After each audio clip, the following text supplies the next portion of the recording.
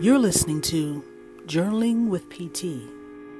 I am your host, artist PT Russell. Thank you for listening.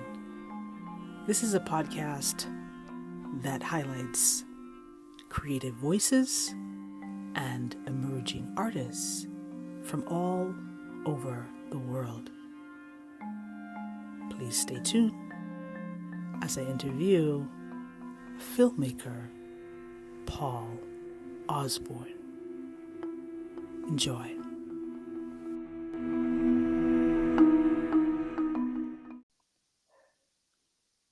Welcome to the Journaling with PT podcast. So happy to have you here today.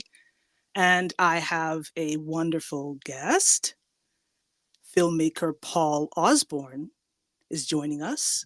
He has produced an impressive collection of feature films over the course of his career. His titles include Cruel Hearts, Favor, a documentary called Official Rejection, and more recently, the Black comedy Fluorescent Beast. Paul, welcome to the podcast. Hi, thanks for having me. This is awesome. Love the intro. Yes, thank you for your patience. And it's great having you here. It's an honor. I am a fan of film, and I know those who are listening who may be creatives and emerging artists and just lovers of art in general who will be listening and wanting to know more about the production of film. And so what have you seen recently, Paul?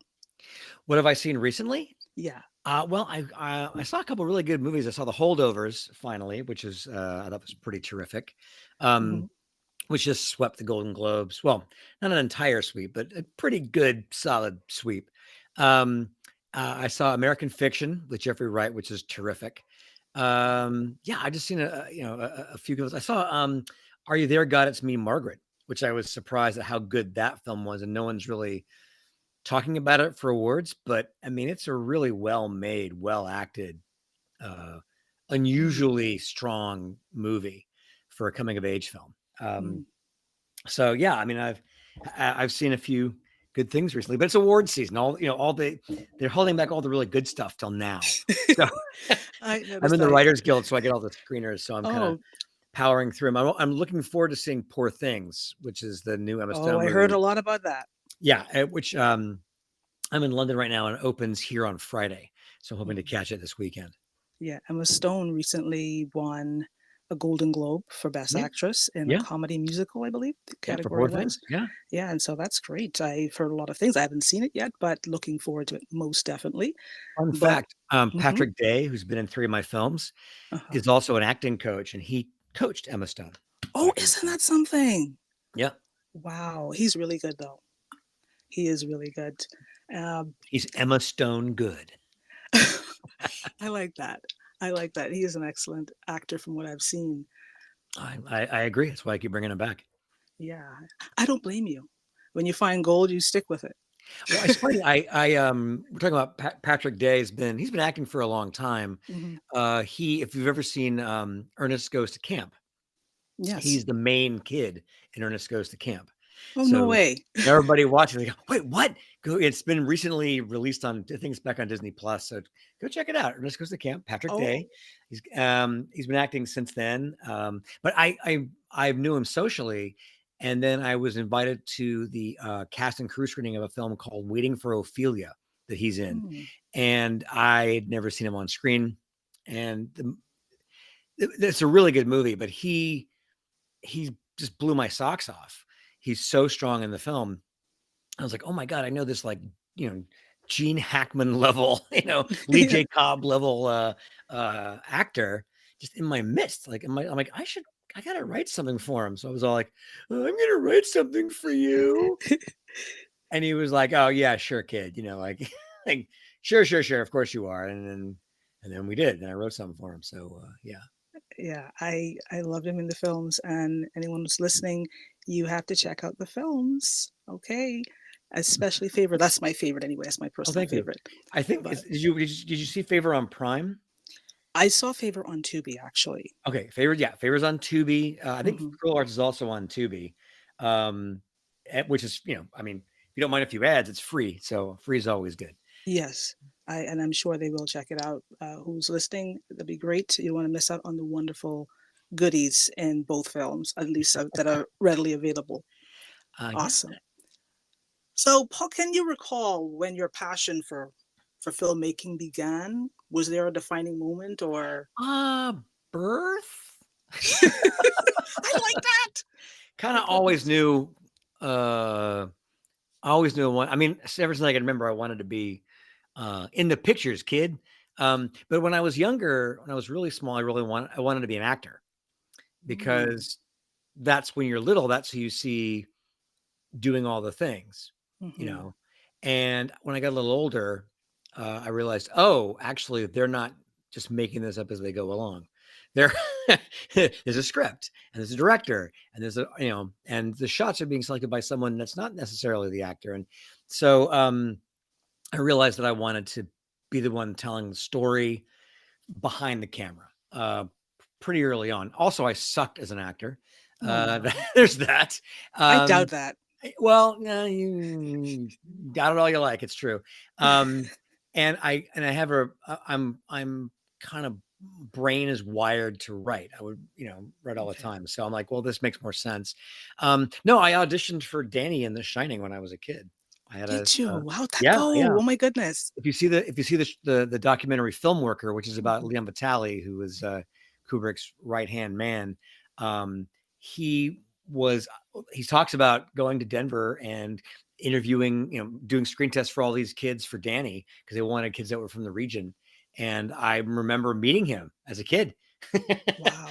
and going, "Oh yeah, this English guy," and having the screen test and the whole bit. And then when I saw the doc, I'm like, that's the guy. That's Yeah, him. I met that must Liam have been a Vitale. great experience, though.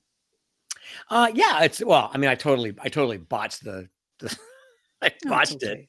okay. But I at least I have I can say Kubrick saw me and went, no, Oh, that's I guess that's flying pretty high. I like it. yeah, Get in front of yeah. Kubrick's eyes, even for a no, it's pretty good. It, yes. Yeah. And I'm sure there was something that you might have learned from that experience, possibly. More so now, I mean, more about the nature of acting because Hmm. I knew my mom had read the book. Well, I think she'd read Carrie, Stephen King's first book. And then when I got the audition, she read the second book because she loves Stephen King. And she was like, look, it's a haunted house movie. It's about a haunted hotel. And she kind of gave me the rundown in kid terms of what the movie was about, what the book was about, what the movie would be about. And so I knew it was scary, haunted hotel, ghosts. And I was like any other kid, hiding under my sheets, afraid of the dark, all flashlight under all the things every kid does. So, but I thought, oh man, I can't, let them know that I'm afraid of the dark because then they won't hire me because they're going to be filming in the dark. I don't know why I Hmm. thought they'd be filming in the dark. It's ridiculous. You can't film in the dark, but I'm a kid. So I figured they're going to put me in a scary room, turn the lights off. And I'm supposed to act scared. So I shouldn't actually be scared. Does that make sense? Like Yeah, yeah, in yeah, yeah. kid terms, like if you know anything about acting at all, you know Hmm. that you want to be scared. You want to, yes, I'm terrified of the dark. I want to channel those emotions and you want to pull from that well. But I was like, I'm going to not be afraid so I can be on set and not be a problem and do the acting. So, so he was trying to provoke a scare out of me. Like, what scares you? Trying to get me to talk about what scares me to elicit a at least some kind of a fear response. They can see, Hmm. they could, get me to act. Right, right, right. And of course I was brave. Nope, nothing scares me. I was bald brave faced about it. So at the time I That's so didn't really cute. think about it. I know it's sad, but cute. But now that I understand how acting works, like, oh no, I should have absolutely gone the other way and dove into it and let him frighten me and showed him what I can do. And Hmm. yeah, but so yeah, but as an adult now, knowing how acting, a better idea of how acting actually works, and having directed actors, Yes. Have you directed I, kids I yet? I've directed kids. It's you have to kind of, I mean, it depends on the kid. Some kids you Right, can right, talk right. to like adults, and they're great. Other kids you have to kind of lead them and kind of, you have to kind of create a different sort of environment, Hmm. something a little looser where they're allowed to kind of be more themselves and but kids are, the nice thing is that with kids, you don't really have to talk down to them. They understand what you're doing. You just have to kind of be frank with them in a different way. And when they're kid actors, you can talk to them like they're adults most of the time. Wow. You can pretty much say, I want this, I want this. They go, okay. Yeah, that's great. It's a lot of goodies I wasn't expecting about you in acting. That's awesome. Well, there you go. Well, I mean, you have to know, you don't have to be good at acting, but you have to understand how actors work in order to direct actors well, which really honestly is get out of their way. Honestly, Yeah, but that was when you were a kid. Would you revisit it in the future, do you think? what do you mean? Oh, acting? Acting, yeah. Uh, Directing yourself. uh Probably not. I'm a good ham, Okay. but I'm not really a good actor. Okay. I lack the ability to, because when you're acting, at least for screen actors, Mhm. it really is this double walk. Is you have to, forget about the cameras, forget about the mics, forget about the fakeness, and get into the head of the character and what they want and what they're doing and where they're going. And you have to kind of, make it as real for yourself as possible. You have to kind of believe the lie. But at the same time, you have to be 100% aware Mm. of your marks and that you've pre-memorized lines and where the camera is and where your light. You have to do both things simultaneously. Forget all that stuff and remember it at the same time. And Mm. that requires, I think, an incredible level of focus, um, and why it's such a skill. Um, if you're working with a first time actor or a non-professional actor, the way to kind of get around that is to not have them memorize lines, is to allow them to give them an intention, Mhm. basically what you want to say, but allow them to put it in their own words and not worry about the blocking, let them kind of be loose, because then they're not thinking about that stuff and they can let go and respond more to the other scene partner. But if you have a trained actor who's hitting their marks and doing their lines, I mean, they have to remember, they have to hear something they've heard 130 times as if they're hearing it for the first time, react to it honestly, respond to it honestly, but with a line they pre-memorized, Right. all the while making sure they're standing where the tape X is so they're in focus, and also making sure they've turned their head right enough to the camera to play it. Like it's really challenging, and little things. There's a great, um, I think often mocked Mhm. YouTube video with Michael Caine describing how film acting works and like how where your eye line should go and how you look at one actor's eye and all these little technical things. And film acting is particularly technical. So Oh. I'm happy to be behind the camera and tell someone else how to do it. And I'm happy to have you to And learn do all of it these myself. little tidbits because this is you don't often get this perspective. Us as lay people, yes, I'm an artist, but not a photographer or a filmographer or anything like that. So this is just Oh, gold good. for I'm me. glad I'm It's glad I'm giving you good stuff. But a gold trained for me. actor, they know what they're doing, and really honestly, it's you come to kind of figure out what their process is and give them whatever helps them Mhm. feed into it. If they want to do a lot of rehearsal, then you do a lot of rehearsal. If they want to say it for the first time ever out loud on set, that's what you do. And every actor is a little bit different. Their preparation's like a fingerprint. So you have Right, to kind of, and you can often just ask them. Like, it's not like a right, right. secret you have to mystify, like, what do you need? Some actors can express it, some can't. But for the most part, every actor has their own process and where they're like, some actors are better on the first take, some actors are better on take 10, and they want to go, they want you turn the camera and get their close-ups last because they feel they can work into it. Some actors burn out and you want to get their close-ups first, and you just kind of figure what they need, and then your job is just to facilitate that with everything else and get out of their way, let them take ownership of Mhm. the characters and just kind of keep them on the canvas, but for the most part, they should know more about what their character is going through than the director does. Wow, good stuff. Yeah. So speaking about this is your skill as a director. Um, that's amazing. But I'd like to know a little bit more about your screenwriting process. Oh, sure. Typically, how long does a production take from like the script to the screen? Wow. Well, I mean, for me, it takes a while Mm. because I don't, I don't have material come to me. I write my own material. Wow. So that's Mhm. I create my own stuff. So that adds a fairly, a lengthy part of the process finding. And usually I'll write I tend to get into a burst and write a bunch of scripts, and like over a period of 8 months or whatever, a year. And then this one that, like, okay, this is the one I think that I've invested enough that I'm going to spend the next couple more years making it. And the other ones are, so someone wants to buy them, they're for sale. I'm in the Sure. Writers Guild.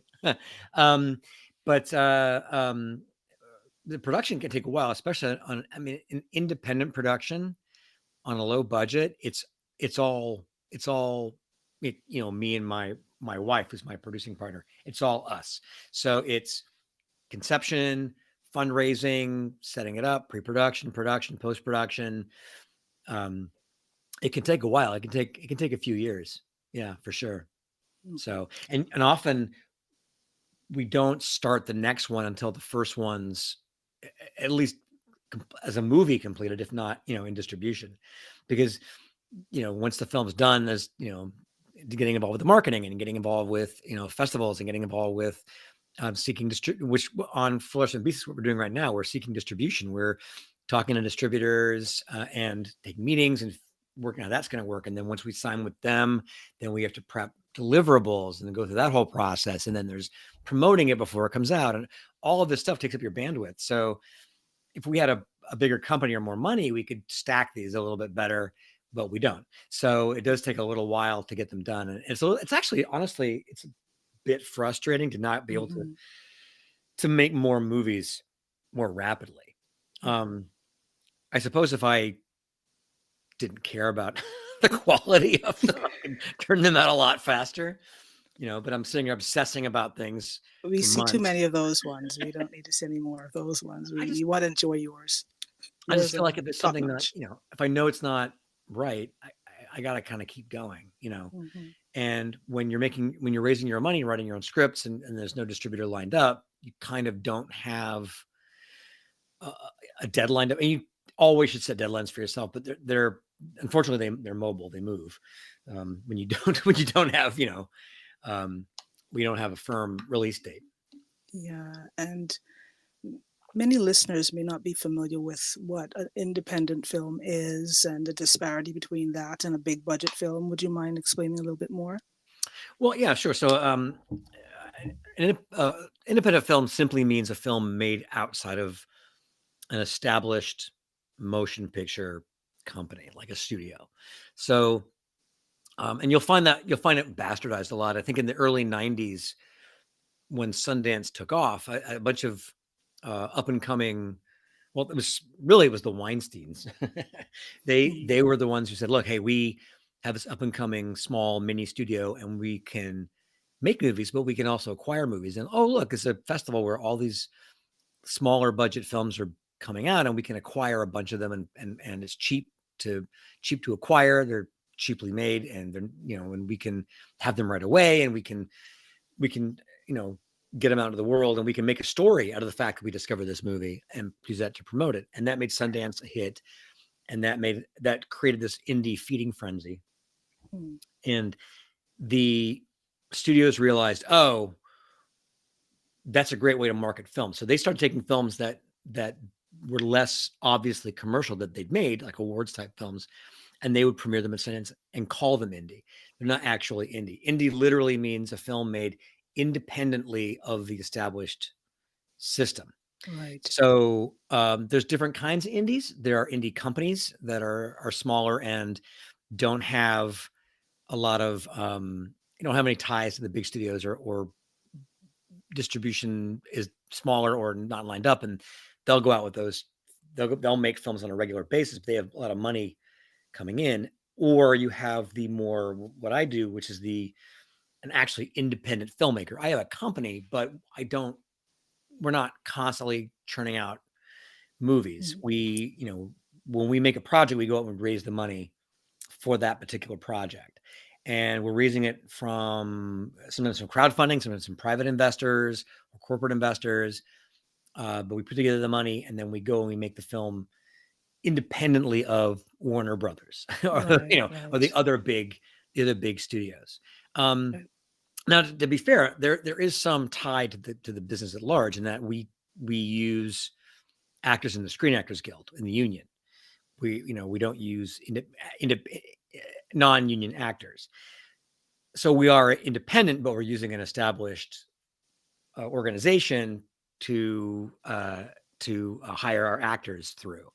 Um, they have separate contracts for independent work, so the rates are a little bit different and the terms are a little bit different, but there is that. And I'm in the Writers Guild, so we go through the Writers Guild for stuff. You'll see the Writers Guild and Screen Actors Guild logos at the end of Cruel Hearts. But for the most part, we're not dealing with, we don't come into the situation with distribution lined up. We don't have, the money's not coming from a corporate well. And also we're not beholden to corporate oversight. If you make a film with Warner Brothers, you have executives whose job it is to oversee your production, and if they feel like it, chime in, depending on how powerful a filmmaker you are. I think Quentin Tarantino can get away with telling Sony to suck eggs if they want to Yeah, I interfere with think his so. movie. But for the most part, if you want the money, there are strings. Whereas with us, it's smaller amounts of money coming from private investors, and so we have much more creative control over what we do. It's funny. Tarantino has an interesting way of working. Because he works through studios. His very first film was independently made, and even that was financed through an established home video label. Well, what he does is he has enough money himself personally. When he wants to make a film, he just starts working on the movie. He opens up an office. He hires a casting director. He hires some office staff. He starts looking at actors. Because he's who he is, he starts attaching actors right away who everybody wants to work with him. And then what he does is, while all that's going on, he goes, okay, studios, I've got this new movie going. Who wants in? So every studio, of course, wants in with him. So what they do is they have to agree to basically pick his movie up. So script's already done. He's already got cast in place. He already has a lot of, and he's Quentin Tarantino, so he has a lot of juice, and it's already a moving train. They can't really do much to just mess with him, and he can say, "You can't. I get a final cut and all the things." What they do is they then reimburse him for what he's spent in order to take over the production. So it's kind of a foolproof way in the way he's working, that he can just kind of make what he wants to make. Kind of like Francis Ford Coppola. He's 100 million of his own money into Megalopolis. Right, 120, I heard. Yeah. Wow. He sold off part of his wine empire. But it's funny. He talks about the fact that he had his own company for a long time, and it went belly up because he would take these big risks. And he was doing studio work throughout the 80s and 90s, and really couldn't get arrested through the 2000s. He's like, I now work in the wine business, and he would say he made a few films, in the last 20 years, but he'd say, like, if I want to make a movie, I have to be like any other struggling filmmaker. I have my day job at the winery. I have to get up early and work on my script, or stay up late, work on my script, or work on the weekends. When I want to shoot, I got to take a vacation. So he made a couple of several small movies that way. I think with this one, Megalopolis, he basically was like, look, I'm 80, I'm retired, I can step aside and I have full time to devote to it. And yeah, he ended up he was able to take out enough cash, because no one wanted to finance it as it was, take out enough cash on his own to do it. But he has a very interesting point he made in an interview recently. He said, we forget that the idea of an artist being wealthy or making a living at making art is a fairly new idea.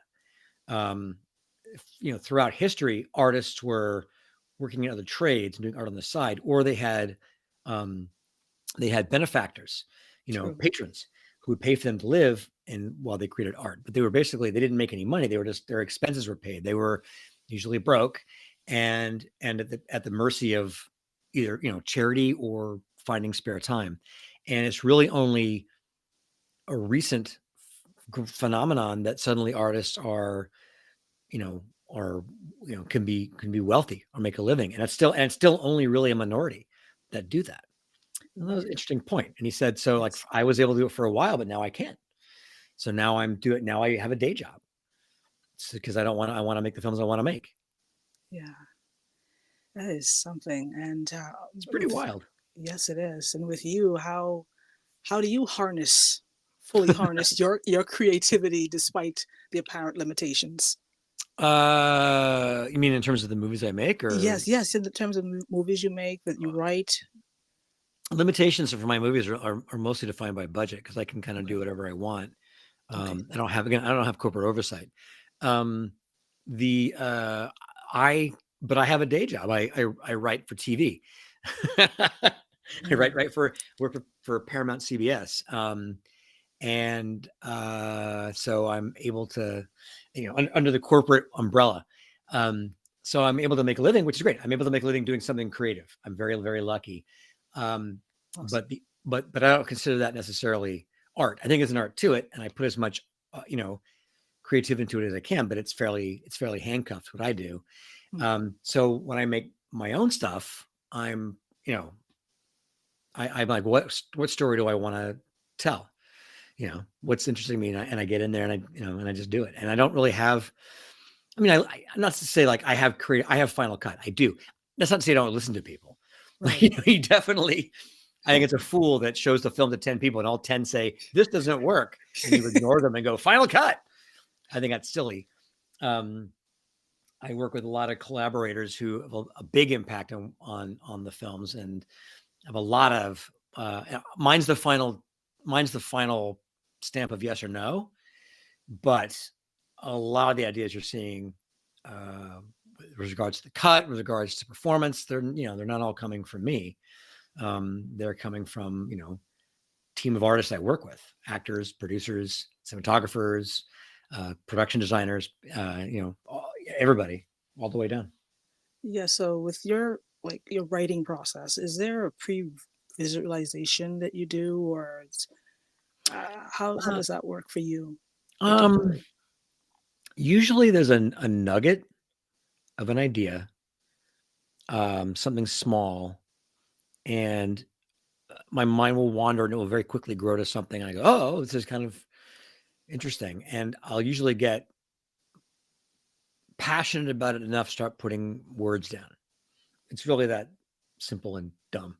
No, no, I'll no. go, oh yeah, I can, and I'll start kind of feeling compelled to start writing. And I've been doing this long enough. I used to outline first, which is frustrating because I start, it's like it's almost like you're seeing the movie in these very fast, complete bursts, and you're trying to not forget them and get Yes. them down on paper before you forget what you just went through. Where you just saw in your head. And so, so that I would go, okay, well, I got to outline this thing to make sure it all works together, and I'd start outlining it. And the problem is the outline was sort of very, very like super simple, super simple, one word representations for scenes, really bare bones. I want to get through as fast as possibly can. But as I start working, more detail and more detail and more detail is forcing its way into my brain. As I'm Yeah. thinking about it, I go, okay, I guess I put some of these detail things. I'm going to forget it. There's too much detail to remember. And so I start putting, so by the end of the outline, I'm writing full scenes. I'm like, why am I even outlining at this point? Yeah. So now I've I've done this long enough that I kind of will sort of skip the outline process. I'll start right into scenes. And what I will do is I will in my final draft document, which is what I write my scripts into, a program called Final Draft.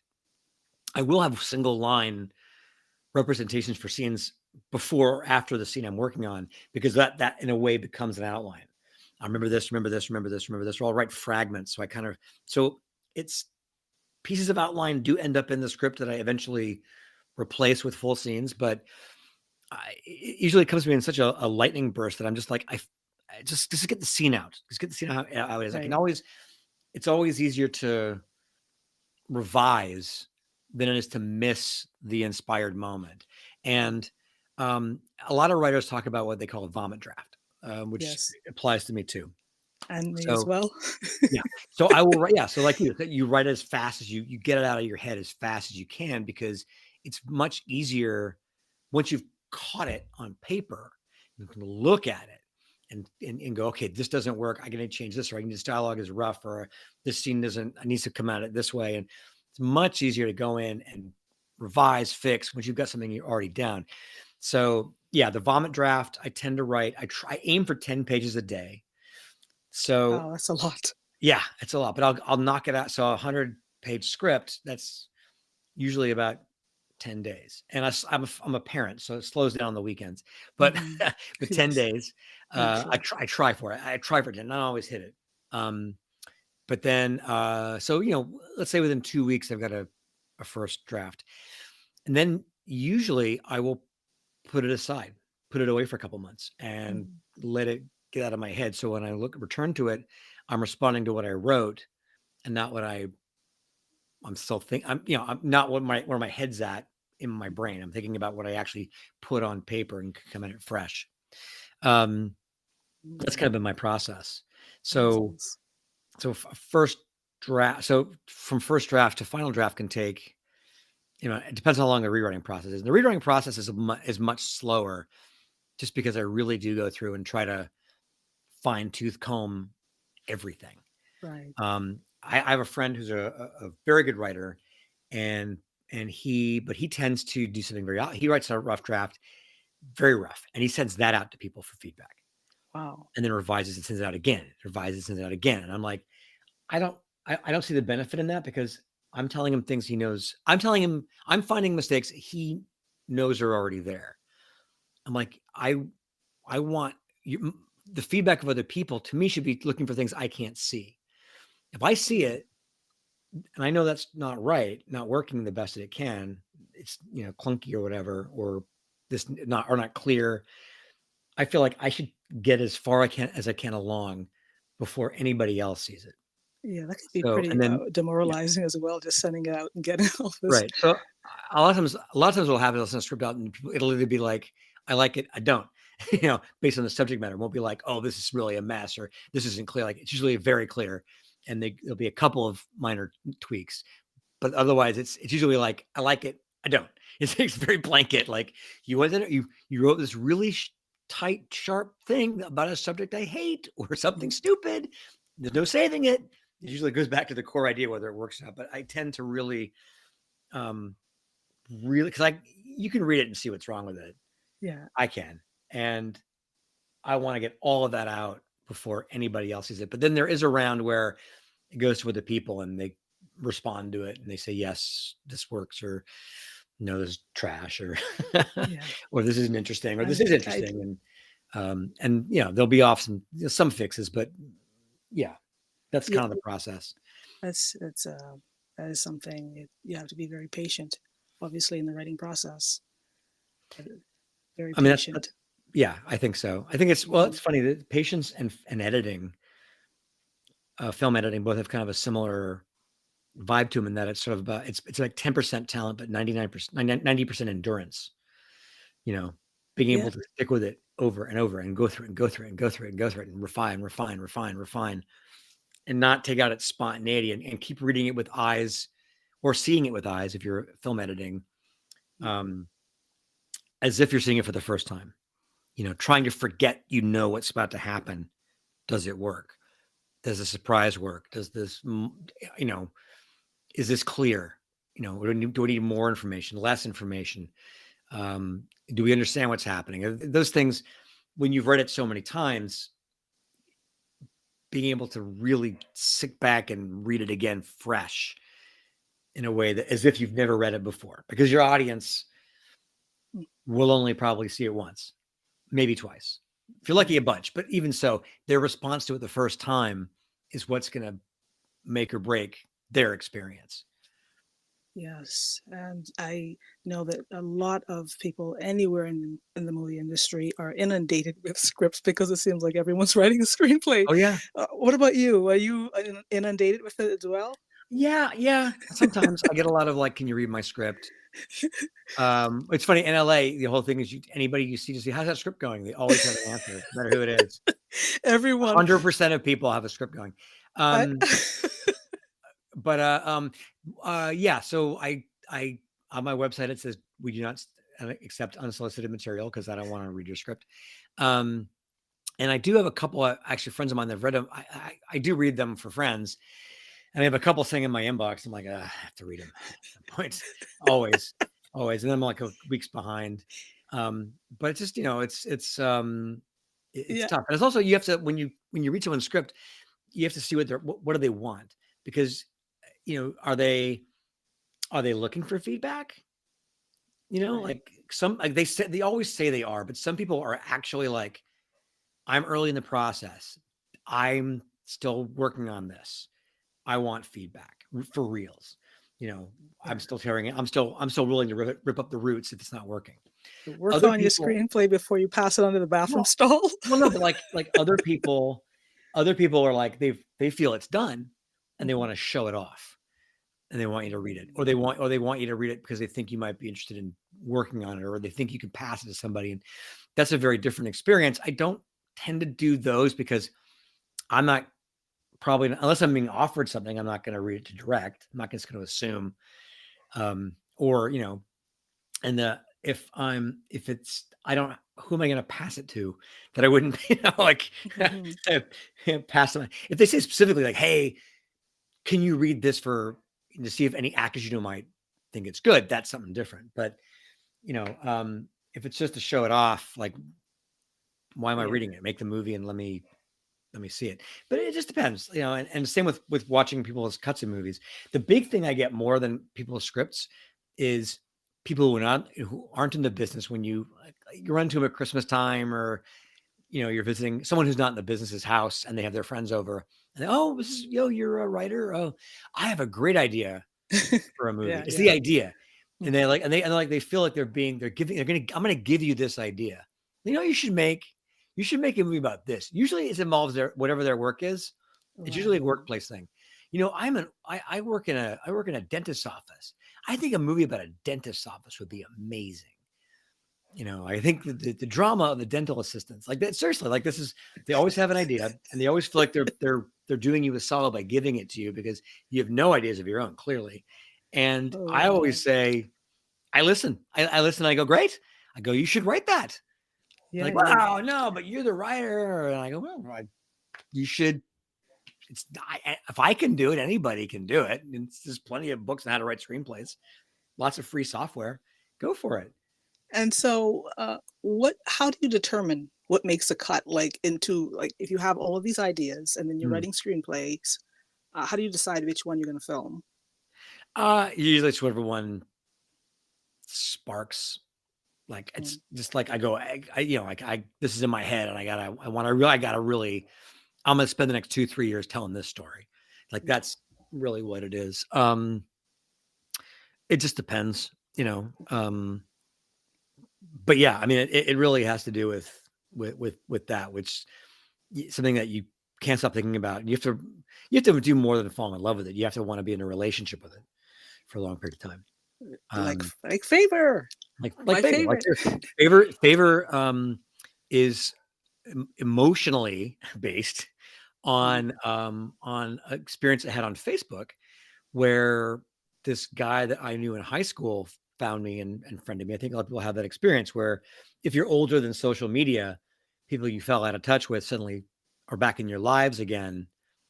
And they're in your lives on social media. Like I went to high school with you 10, 20 years ago, whatever. I haven't talked to you since then, but friend request. And they're suddenly in the room with you Right. socially. They're in the room with you with the person you worked with 5 years ago, and your wife and your parents and your cousins and your other film buddy and your other buddy, and like all your people in your life are all of a sudden in the room at the same time from different eras. And sometimes these people from your past, you were at the same starting line with them, but you have nothing in common with them anymore. Or maybe you didn't have anything in common with them even then, and you feel a sense of obligation to accept their friend request. Like, well, we went to high school together, didn't really get along with them, but hey, it's been a long time, friend, accept. So I had a guy that I didn't really get along with in high school, friend request me. and uh, he was kind of a loudmouth kind of dude, and kind of a creep, um, and years had not made him less so. But I accepted it, and there were a bunch of us from high school that were all on social media, all on Facebook specifically. And this guy, for some reason, decided to troll every single post I put out about Oh, anything. Like he would just like, well, you know what, and mansplaining stuff to me in the things. And I think I put something about an oil spill, like like in the Gulf, like, oh God, this is terrible. And he's like, well, you know what? If you don't like oil, you should just not have anything come from trucks. And then and you're just telling me like the truck, just defending the trucking industry. And I'm like, what does that have to do with the trucking industry? No one's pro oil spill. No one's pro oil spill. The environmentalists are not pro oil spill. The company who's lost millions and millions of dollars of oil is not pro oil spill. No one's pro oil spill. Why are you defending the? It was just he was just constantly chiming at me, and finally at one point I'm like, I don't have to be friends with this guy. Why am I friends with this guy? So I unfriended him and I blocked him. And I'm like, great. And all of a sudden it caused this massive disruption among all like, oh, did you hear that Paul blocked so-and-so? Holy shit. Did you hear that blah, blah, blah, blah? Oh, I can swear in the podcast. Did you hear that? Oh my God. And like, can you guys, how could you do that? What did he say? What did you, were you just being a baby? I was just talking to him. And I'm like, I don't like this person. I just don't like this person. I have nothing in common with this person. I don't need to be friends with this person. Why does anybody feel I have an obligation to be friends with this person just because we happened to live in the same neighborhood and go to the same school? We were about the same age, X number of years ago. Right. And that was like, and people were like, oh, yeah, well, I guess you don't have to be friends with them. Like it took a minute for it to sink in that no, you don't have to do that. And so favor all the way around the block. No, that's fine.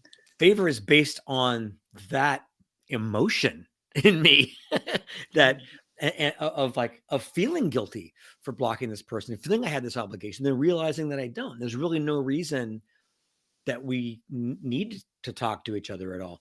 And so that's why it's about two people who, and if no one out there has seen the movie, but the whole film is based on the idea that a friend helps you move, but a good friend helps you move a body. Okay. Oh. But the two friends are people that have been, they're friends in quotes, in that they've known each other since they were children, but they're in very different places. And the only thing really keeping them together is this nostalgic sense of obligation. But they're fine with it. They don't spend a lot of time together. But once one helps the other one do something so heinous, it really brings into sharp focus the difference between them and the power difference between them because of where they are in life and how that power balance struggles. And that to me was the entire film. And so things like that, like when I finished that script, I was still really feeling that vibe that Facebook had brought me. And so that's why I'm like, I'm going to make this movie. But also I wrote it for those two lead actors and I was very motivated to work with them. So yeah, they're really good. Thank you. I wrote those roles with them in mind, and I'm like, I think this would be a good dynamic, and they'd be good for these parts. And so I crafted it for them, and that was another reason. Like I really wanted to work with those two. The other scripts didn't have two singular parts for those two actors. So there you go. Right. Patrick Day was a definite standout for me, at least. I couldn't help but become emotionally attached to his character. Isn't he good? Yeah, he is really good. He's got no matter what he does, how fierce he gets, he's got this emotional human core that just comes through whatever he does. Yes, I noticed that in Cool Hearts as well. Yeah. And it's amazing. You did the lighting is impeccable in these films. I don't know what you did, but yes, I loved it. And of course the art. I mean, I was more myopically focused on the artistic aesthetic of your films, but I could still appreciate all of everything you wrote, the subtext and your dialogue and all that stuff. But yeah, they're beautiful and well done. Oh, well, thank you. Yes, I more focused on the triptych in one of the scenes at the office, the triptych painting of the abstract landscape, the lighting, the Caravaggio effect that you in the parking lot, and I think it was Favor. Yes, Yeah, I love that. Yeah, it was that was, wonderfully again, that done. was more or less happenstance, but what was it? We found that effect. Like, oh, if I put the camera here, I get this. I like Mhm. that. It's cool. Yeah, but you still have an amazing artistic eye. Well, thank you. That doesn't just happen. That's what I'm saying. Well, You still have to have an eye for it, right? Dennis Hopper, when who's a director as well as an actor, talked about that's called embracing the accident. Mm. As a comment, it's like finding things. There's what you plan, and then there's what you find. And you're like, oh, uh, this works better, or this is happening on the day. This should be incorporated. And what's great about doing that, and I having done a documentary feature as well, where you're embracing nothing but the accident.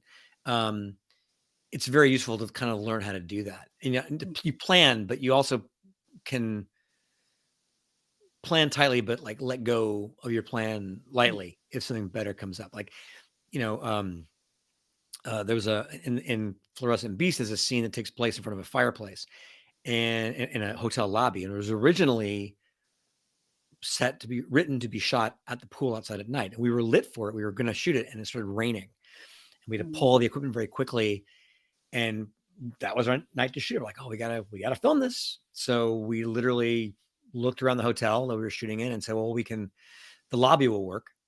And we ended up with this great looking scene, which when you see the movie, it's we were able to basically place the actors in front of this roaring fireplace. It's really awesome. Yeah, looking forward to And it. it's much more dynamic than what was written. And just, again, you know, hotel lobby permission is much harder to get than hotel pool permission, but whatever reason they gave it to us. So, but yeah, Mm. you find things on the day. That scene in that parking lot, we didn't have a lot of ways to really affect the lighting that was there. We could Mhm. enhance it. We could go with it. But yeah, like we found ways to shoot it that I think were really cool. Yes, it was. And how much of your planning goes into like set decorating and that part of it? It depends on the movie, Okay. and the budget. On Fluorescent Beast, we put a lot more into it. Usually, a lot of it is Oh, on our budget, moving into a location and using what's there, and you really yeah. where you take away things and add them. On Fluorescent Beast, because it's more surreal. It takes place in kind of an alternate reality a little bit, so we'd have a lot more control, and we were a lot more focused on like not showing corporate logos, because we wanted Mm. to put our own corporate logos in, because this doesn't take place in a world where any of the corporations exist. And we had a color science that went with the characters. Our lead actor, his color was blue, and so he wore a blue shirt and he had blue jeans, and his coffee cup was blue, and his pens were blue, and everything was, around him was blue. The corporate people there that he works for, their key color is red. So the big executive boss has a red tie. There's red files. There's red desktop backgrounds. There's red pens. There's a red cake at one point. Mm-hmm. There's a red carpet. And there's a scene where he's a meeting, and we put him in front of a black wall with a bright red door that's behind him. So when he's sitting, he's literally a blue object boxed in a red box visually, to show he's being kind of boxed in by these people. And that required a lot more control. So for that film, we put in a lot more effort. But it's hard. It's hard when you on our budgets that we work on, because we don't have the ability to fully create sets. I think of all the films that you've seen, the only set we created was the back, the office in the bar, like the backroom bar office in Cruel Hearts. That was a set With the blue paint, with the blue paint. the That's blue a wall. set. Yeah. Everything else is location. That's the Oh, only okay. set in all the films that we actually manufactured. That's at that was a rehearsal room in an acting school that Patrick Day owns. Mm. And Oh, so we were able to use it. But we put in a fake wall, and we put in filing cabinets and pictures and just, Ah, created a space. the artwork in Cruel Hearts is also great, by the way. Oh, good. Thank you. Yes, I just these are the things that pop out at me, right? Like the flourishes of red. You use a lot of red in there. I think there was a scene where there was a back alley. Is it a wall, a door that was red, like brick? Mm-hmm. The blue room, of course. His purple shirt, I love that. These are the Right. things that pop out. So the wardrobe is something that was eye catching as well. Oh, good. Yeah, you can see that's like one of the best looking bars I've seen on screen, I Oh, must yeah. say. It's a Skinny's bar in North Hollywood, in California. Oh, oh, okay. Anybody wants to go there, Skinny's. Yeah, It's on that Lancashire, I believe. that is that caught my attention right away because it starts with these two guys sitting at the bar, and then the one guy tells the bar owner that he slept with his wife. That's how it started, and I was like, oh Yeah. boy, this is going to be something. I Yeah, was that like, was the whole idea, is that, and that's why we shot that scene. It's in one take, one shot, that whole opening, like, first 3 or 4 minutes. mm, And we just wanted to, because I feel like if you do it with cuts, mhm, I feel like you can, there's some artifice of cinema there. You have a little bit of, you know, uh, a little bit of unreality to it. I felt like if I placed the camera like you were sitting across the bar with no cuts, this just transpired, it'd be almost like you're in the bar while it's happening. And you'd be like, because you had that reaction, like, what did he say? Did he say he slept with his wife? What? And it starts, yeah, eventually yeah, it starts getting violent. And you're like, you're just, because you're watching it from one fixed angle with no mhm. cuts, you there's no escape. Yes, it's You immersive. know, you're just, yeah, you're like, oh fuck, like it's actually happening. Sorry, I'm swearing on your podcast more, but it's like it's actually happening in front of you, and you can't, You're you allowed can't. one F-bomb. That's it. Thank you. Okay, Quota's you up. can't, but like, if it's happening in front of you, there's no, Mm, you can't escape. So that was kind of the idea behind the way we shot that. In that it's just, it was originally longer. It was originally like 7 minutes. We brought it down a couple of minutes, um, to just try to. It was a bit initially too long, and it went on too long. But yeah, I'm glad that you like that. And that's the idea, is to just throw yes. you right in with that one and not give you a chance to get out of it. Yeah, it's just great. And like I said, the lighting, everything is so crisp and clear. Oh, And good. unlike so many other independent films I see on TV and okay, it stands out. So I The mud really, look, yeah. yes, I really want people to see these films and the beauty of the films, especially the art lovers, because you will enjoy them. They are works of art, at least to me. I'm sure others will agree, and I'm sure you agree. I That's the intent. Yes, and so I can't wait to see Fluorescent Beast. And oh yeah, we're winding down. We're winding down. So in closing, what's in the pipeline for Sir Paul Osborne? Well, Fluorescent Beast needs to get distributed. I'm working on that right now. It's on the Mm-hmm. festival circuit. And I'm writing, and I just moved to London. And so I want to write something in London. It takes place in London. I'm not sure what, but I've got a couple ideas mulling around, but I like the idea of shooting. I live in kind of this weird little neighborhood called Acton, which is between Chiswick, which is a high end, like hoity-toity place, very nice, and Shepherd's Bush, which is where the BBC used to be, and Okay. Hammersmith, which is kind of the Hollywood of London. And I kind of want to. It's kind of this strange little connective tissue neighborhood, and I feel like it's not really been exploited on camera before. And because I'm a local, and London is like living in New York, you're very neighborhood centric. So I know a lot of the local businesses and the business owners. I'm like, I kind of would like to make something that feels grounded in the neighborhood, you know, Right. has some real texture to it. And I feel like, if I'm being, I don't know, I feel like it hasn't been exploited on camera. To be fun to make something that feels really lived in the neighborhood, Right. if that makes Oh, sense. that That's sounds not what the story is. That's the setting. oh, that sounds good though, because I know that in England it's beautiful there.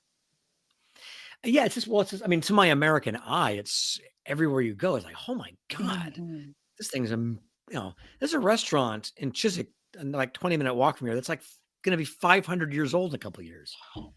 It's insane. It's absolutely insane. Yeah. And it's like, wow, what? So yeah, maybe it's me because I live here and I'm like, I want to get it on camera, but Yeah. I just feel like it's a really great restaurant a few blocks from here called More Munchies. The hell, what's that? It's a little hole in the wall. The guy here owns it's a real character. And I'm like, again, it's not a story, but that's a setting. Like I want to shoot something there. Yeah. I want to capture that. It's an unusual texture. It's an unusual place. I want to put him in the movie playing himself. Yeah. And give him a piece of it, just not as a major character, but just yes, let him be part of it and make something that feels much more lived in. And then some of these buildings are like characters in your movie. Absolutely. Yeah. I want something that captures the character of I can't wait. Well, I gotta come up with what happens. Well, that'll come.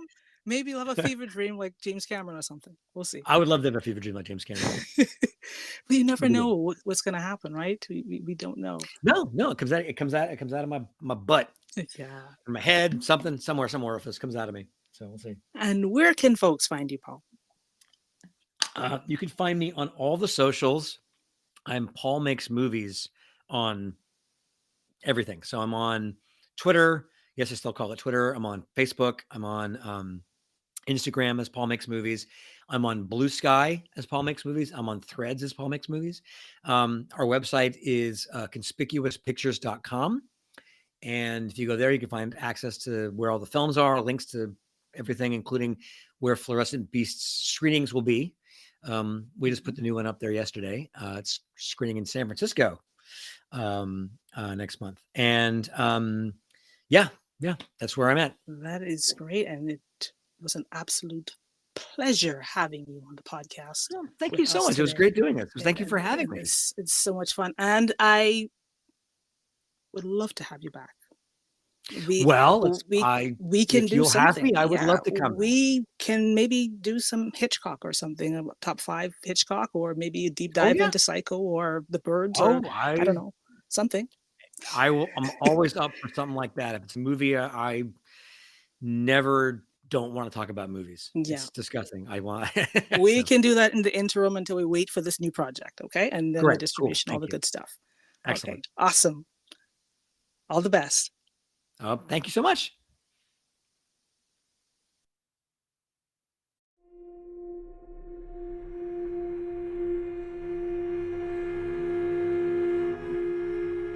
You were listening to Journaling with PT and an informative conversation with filmmaker Paul Osborne.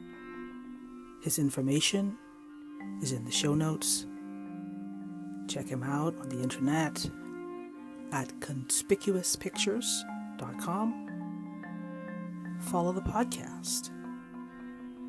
Share, subscribe, all the things, and stay tuned for more with Journaling with PT. Take care.